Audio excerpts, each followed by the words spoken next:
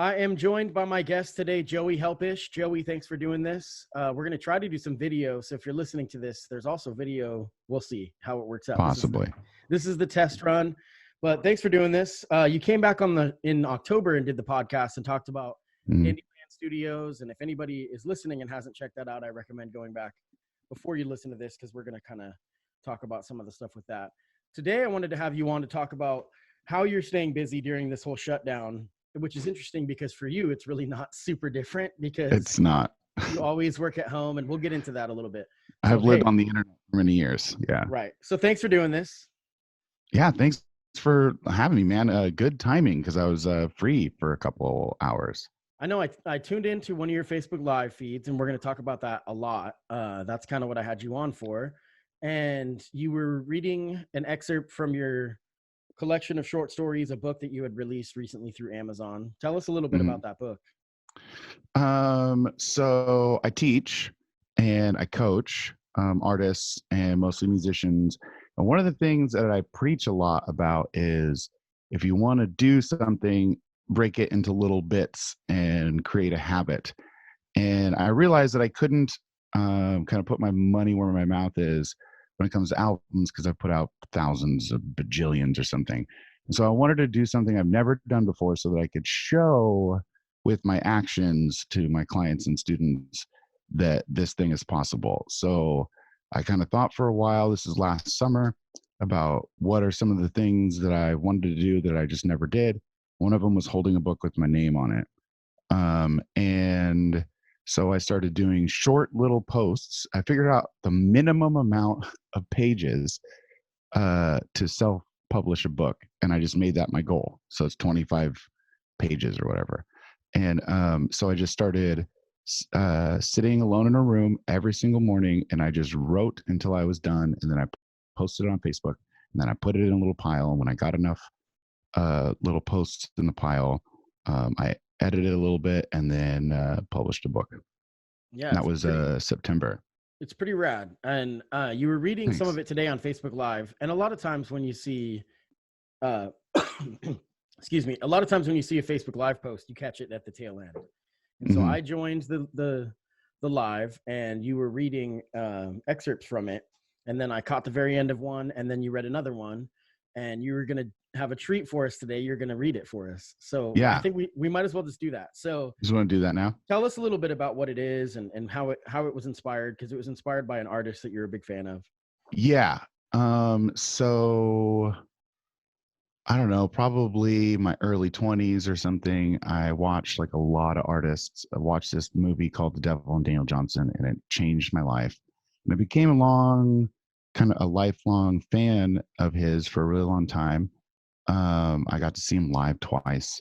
And the day that I was finishing up this book is the day that he passed away. And so the last chapter in the book I knew I wanted to do something that summed up a lot of the messages in the book. And talking about Daniel just seemed like really perfect to wrap up a lot of these themes, because I learned so many of them from him. It's pretty special. I want to say something real quick. When I was listening to the live feed, and I didn't, because like I said, I kind of came in at the tail end, and I didn't know the context fully. It resonated with me because anybody that's listening may not know, if they haven't listened to the episode I had with you before, that all of the music, and even really what I'm doing with the podcast, started with some of the stuff that you've taught me on how to utilize tools and how to record, basically, and whatnot. Yeah. So you're talking about it, and you'll obviously explain it or people will know what I'm talking about when they hear you. But it really resonated with me because it's about an independent artist that doesn't have a lot of exposure, that is mind-blowing in their creation, but no one really gives them the credit that they're deserved. Yeah. And it's so special to me because it was, like I said in the live, I was like, this is us, and I mean, I know that was in your heart when you were writing, even if there was a specific person that you were talking about. Everything that we both do is very abstract, and the whole creation and the design of it is so that each person can get something else out of it. Like if they don't get the intended reasoning for it, that's totally okay.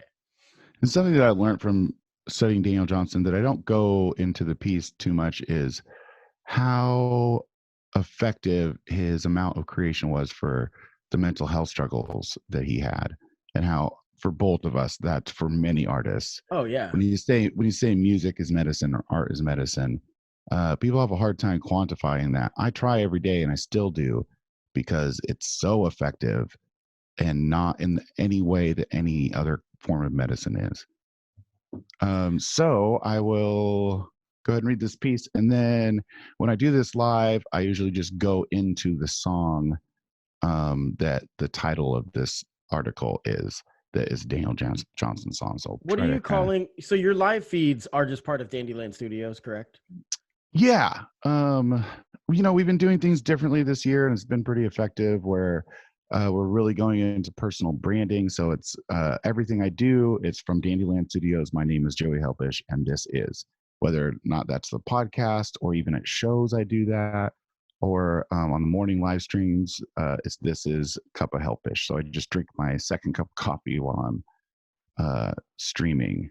The first one you have to take down before anyone can see you, I'm sure. Yeah. So this is Spent the Rent podcast. The first coffee. This is Spent the Rent podcast with Dandyland Studios and Joey Helpish. So this is a little dual presentation. Nice. Okay, so this is True Love Will Find You in the End. Listen up, and I'll tell you a story about an artist growing old. Hi, how are you? Today, I'm mourning the death of a songwriter, an artist, and one of the greatest teachers in my life. I'm sitting here listening to Daniel Johnson crying and trying to craft the words I need to express my pain, my sadness, and absolute gratitude. The body of work this man left behind is staggering. It's a gift. It starts with a slightly off time and out of tune pounding of a guitar or a chord organ. Dun dun dun dun dun dun dun dun dun dun dun dun dun. There's a warm hiss from the tape and a slight hum. Lo-fi at its most brilliant. It's raw and vulnerable, driving yet slightly off-putting. Then, over the drone-like rhythm, comes a voice that's alien yet familiar. The more you listen, the more you find yourself wondering how someone can be so unsure and anxious and shy, yet bold and brash and confident. He is off key and shaky, and he slurs sometimes. His high-pitched whine is a bit annoying yet enduring. It's stripped down and basic, but the more you listen, the more your mind fills in the blanks, and the more times you listen, the more epic it feels.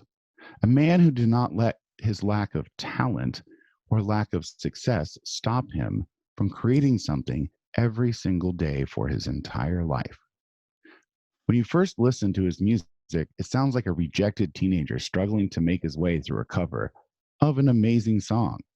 Then you realize, no, wait, he wrote this amazing song. He's just a far better writer than he is capable of performing. And he gets the song out anyway. In fact, he does it boldly, fully embracing himself in a style that does not really come across as bold. He made it anyway. Then he did it again and again and again until his dying day. He didn't worry about the quality. He didn't wait until he had the right equipment. He just sat in a room and made stuff. And he left behind a body of work that has already inspired countless artists, and his influence will continue to inspire for countless others, spreading wildly in the wind like dandelion seeds. A message he spoke with his songs about love, artistry, and odd things.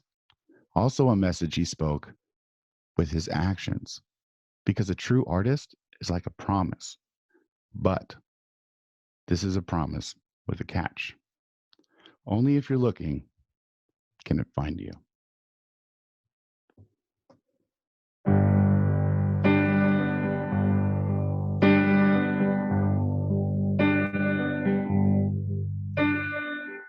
True love will find you in the end. You'll find out just who's your friend. True love will find you in the end. You'll find out who's your friend.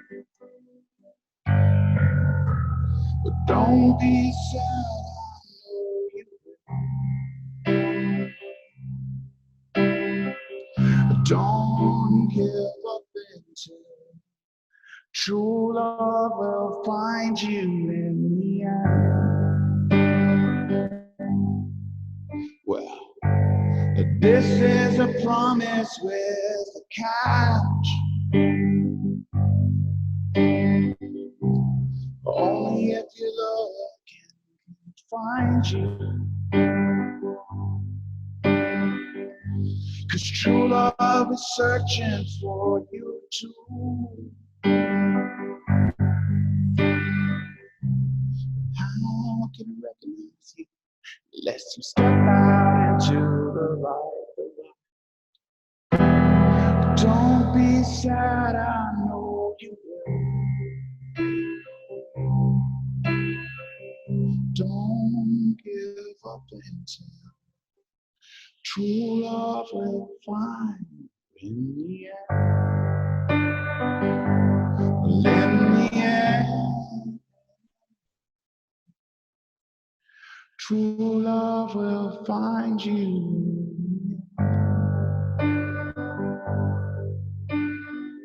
True love will find you. You'll find out just who's your friend.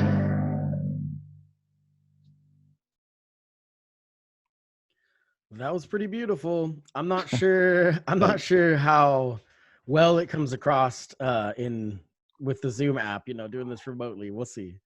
We will find out. Yeah, it's a little fuzzy. So, yeah. But probably not as good as you wanted and better than you thought. That's what I've learned about. That's fair. That's fair. Yeah. So tell us a little more what your goal is every time you hit live. Some of the things that you do. You mentioned the Cup of Joe one. So tell us what you do with the Cup of Helpish. So I've been messing around with it for like quite a while. I am a native internet Gonian. What's funny, I was just talking to my buddy, shout outs to Jorah, about how I've been, doing social distancing before it was cool. And we were actually in the middle of, we're supposed to be moving this week from Portland to Eugene. And one of my students who's up in Portland, we've switched to all online lessons about a couple months ago. And one of my students told her mom in a really snarky way, well, Joey bought a house on the internet, and so now we don't get to see him anymore. And I was joking with my friend that I bought a house on the internet, and now everybody's trying to move in on the internet and do all these Zoom calls and gentrify my neighborhood. Yeah, we don't have a choice. Yeah, true. I'm trying to be a gracious host with the live streams and trying to be like, hey, I've been here the whole time on the internet, but never really scheduled some stuff and was always kind of on the fly.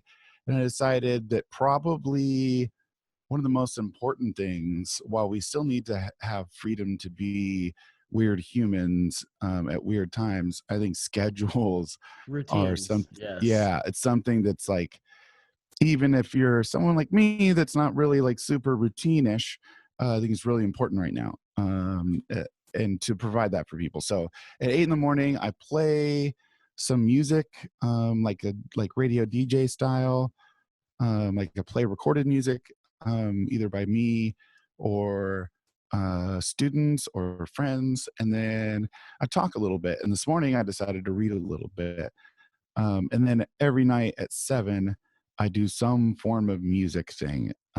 Lately it's been mostly performing, but like this next week I'll be actually like writing and producing a song live on Facebook, now that I have all the chords. Yeah, it's pretty awesome. And recently you did a thing where you went live for how many hours, where you did the live album that you made from scratch? So yeah, I've done 2 actually. I don't know if you saw, but recently I did like a 6-hour live stream where I listened to all Uncle Nancy and the Family Jewels, and all the jewels were there, and it was really fun, and it was like a little party. But last fall, in October, because the album's called One Day in October, I was doing a fundraiser, and I for some reason, I don't know why I said this, and I don't regret it, but I did while I was doing it. I was like, if we get to, I don't remember what the goal is, but if we get to this dollar amount, I will write, record, and produce and live stream a whole EP.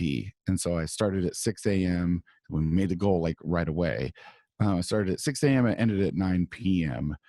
And wrote and produced and record on Facebook Live a whole album. So was it one record I take? want to try to do again during this stay-apocalypse that's going on. Was it one record take? Was it 13 hours, the feed of Facebook Live?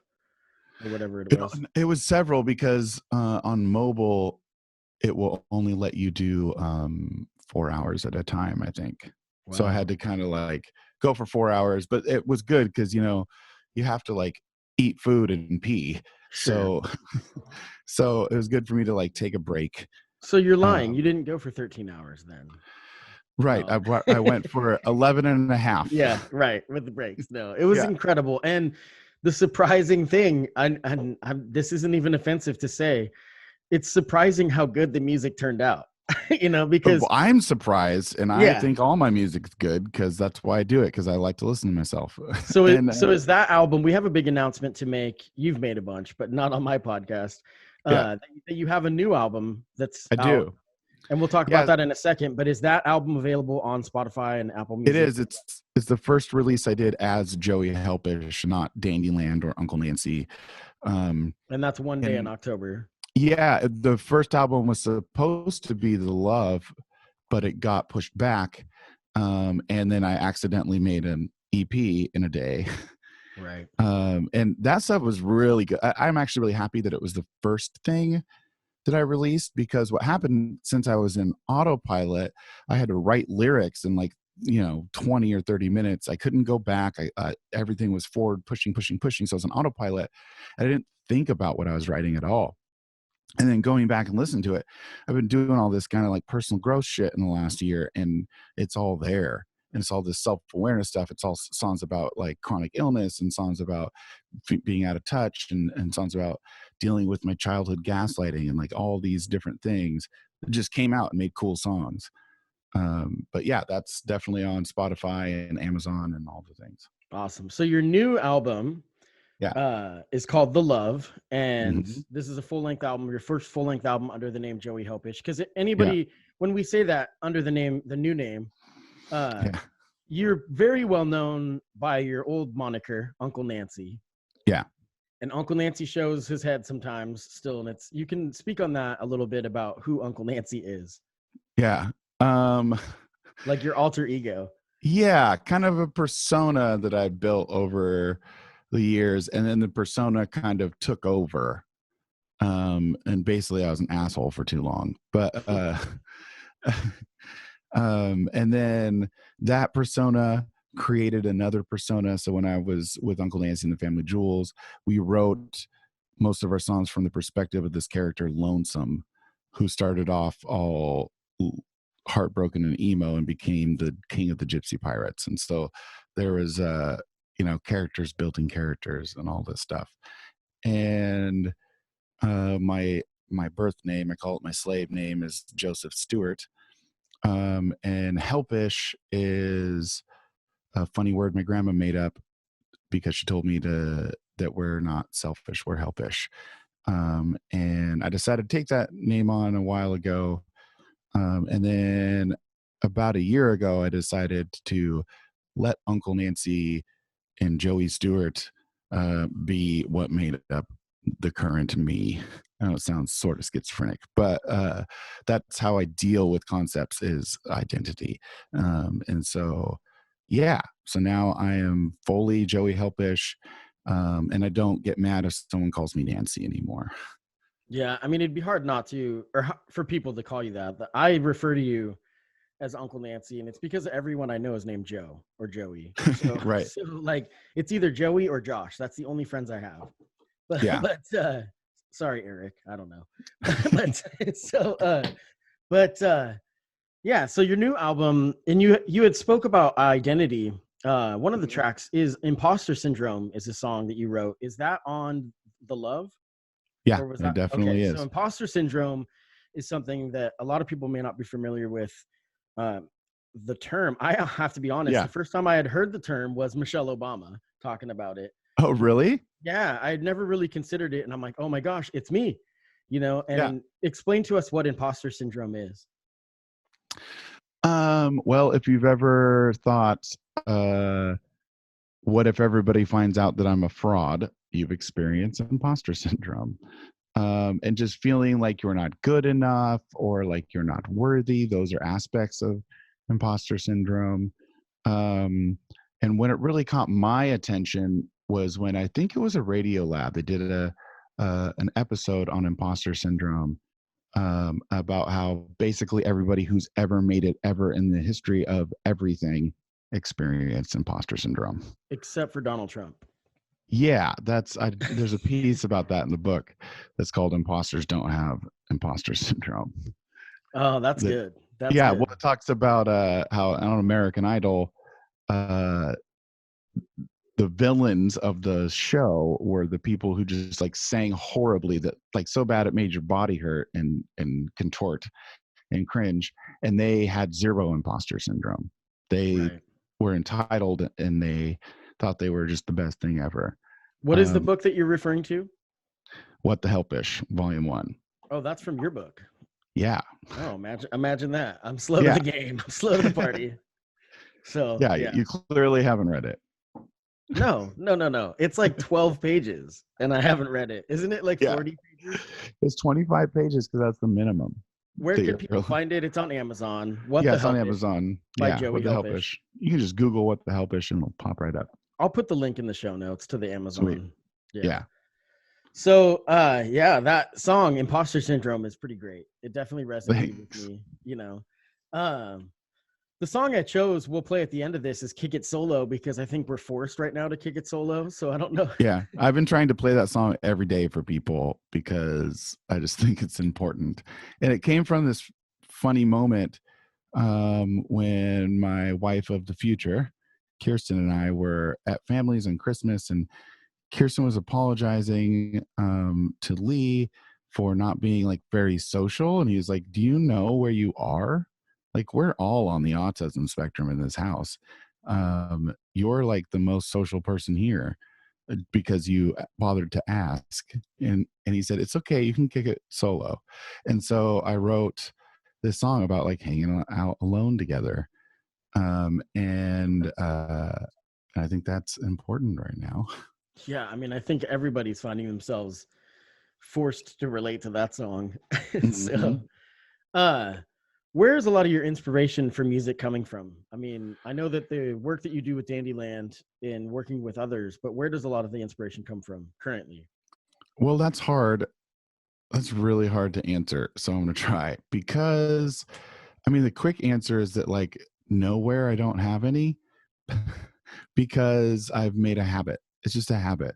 You don't have inspiration to brush your teeth or take a shower. Yeah, that's a good point. Some and anybody need that it. Yeah. That's hard to imagine, but you are one of those musicians that literally creates on a daily, hourly basis, so which is rare. Because constantly. I write an average of 3 songs a day. Yeah. Yeah, which is insane. And there's not very many people like that. It's pretty incredible.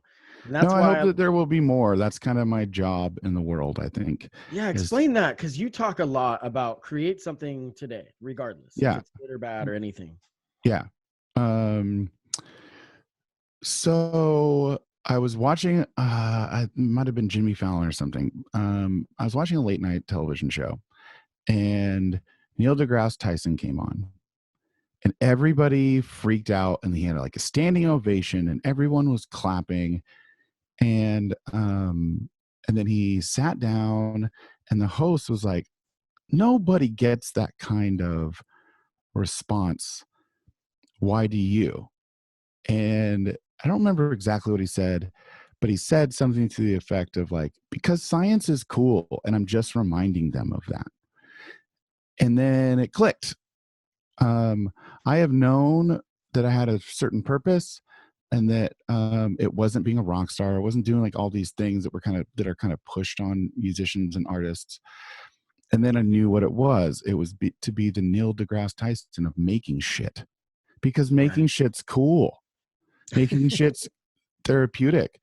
And I just want to be the guy that reminds people that like it's cool when you finish something, even if it's whack. Yeah, it's definitely awesome. So it's inspiring, and I think it's really cool that you're encouraging others to partake instead of having what Uncle Nancy would have had, like, I'm going to be this person that creates all of this. Yeah, you're doing. I write more songs than Bob Dylan. Right. So the only it seems like your goal is to inspire people to get the same joy that you get from creating. Yeah. So for them to, and that I get to witness people getting like all the time. And help, and you taught me a lot, and I know that with your school, that's the biggest reward that you get, is that the people then are inspired, and then you watch them evolve. And so sharing a gift is really what it's about, and that's something that I'll always admire about you. Thanks, man. Yeah, you're welcome. So well, Joey, thank you for doing this on such short notice. We're gonna do a short one today. Cool. I think we're gonna see. If you're listening to this, there might be video. We'll see if it works out. And if you're listening and you made it all the way to the end, I want to give you my gratitude, because I know that when he was playing that song on the piano and singing, it's going to sound like it was in a different room. So maybe not. We'll see. Hey, we'll see. Yeah, we'll see once this Zoom app is really incredible. And if anybody hasn't downloaded it, I encourage it, because you can do video conferencing for free for a lot of it. And it's working really well for my podcast. Gentrifying my neighborhood, man. I know. I'm moving in, dude. You should have told me. All right. Well, so again, this song we're gonna end with is "Kick It Solo." Why don't you tell us a little bit about it? What's the album called? All that good stuff. You already did. Yeah. Well, we'll just do a recap. If you search Joey Helpish The Love on Apple Music or Spotify, or tell Alexa, here, I'll help you. Alexa, play The Love by Joey Helpish. Hopefully at least one person I made their Alexa go off. And it's an album. The reason why it's called The Love is that we teach this thing called root motives, and everything is rooted in love on the album. Also, I did these songs for The Love, and they're all kind of handpicked from different projects that I've worked on in the last year. And this song is, we talked about it a little bit. It's about hanging out together alone, and it's called Kick It Solo. Yeah, so this is Joey Helpish with Kick It Solo. Thanks, Joey. Thanks, buddy.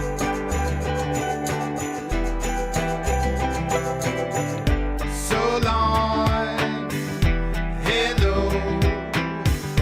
We can kick it with the lights down low. We misunderstood. Word of mouth like pouring wax on wood. Wake up, good night. Sometimes the middle, it just don't.